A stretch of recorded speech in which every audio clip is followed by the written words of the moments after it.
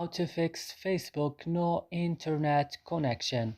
Hello everyone, wherever you are. In this video we talk about how to fix this on your Facebook. Just watch this video till the end.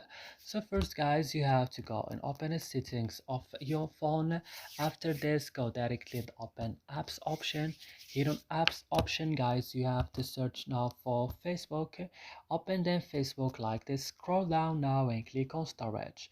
Here on storage, you go to the last button in the bottom of the screen, clear data, click OK, and then you have to back and click on first stop, click also OK, and now go to this option, set as a default and turn on open supported links.